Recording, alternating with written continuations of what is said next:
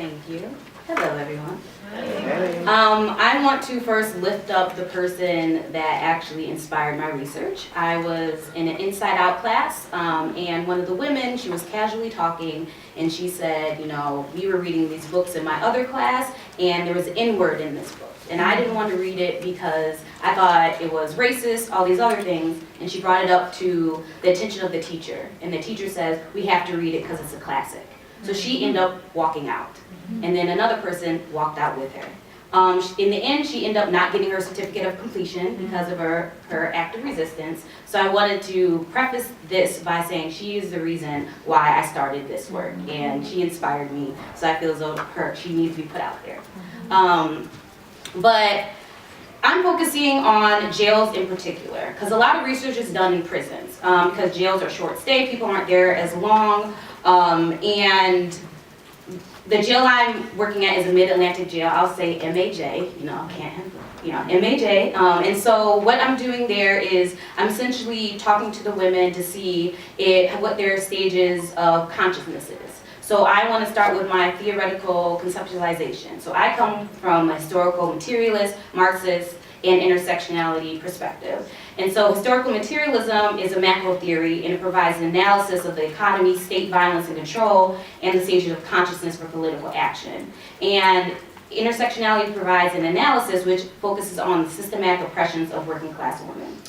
And so by using a class analysis in this theoretical approach, we are seeing that Black working class women receive less resources within this capitalist society because of their status. And also patriarchy and white supremacy ensure that Black working class women are exploited through laws, policies, and institutions.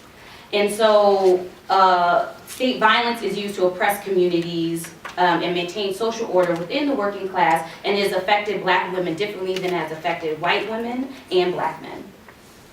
And so I also want to talk about some of the acts of resistance that have happened within prison, mostly settings. And so there's a lot of different actions that happen, but most of the things that we hear about are from men, male facilities.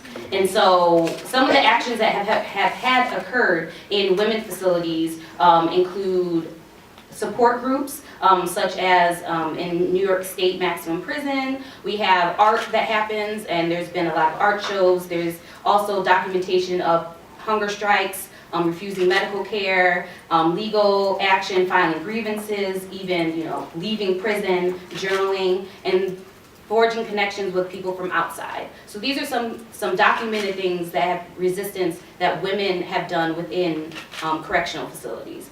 But also, what I wanted to connect is also the Black woman tradition of resistance.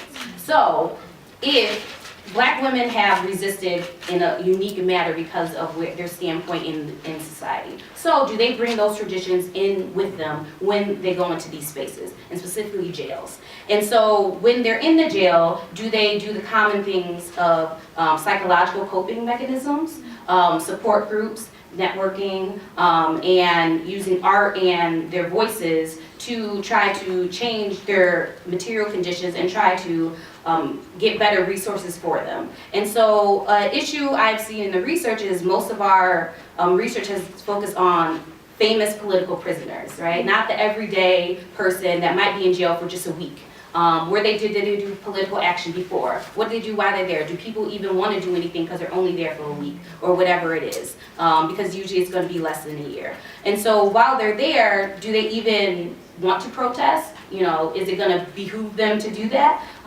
Is it going to hurt them?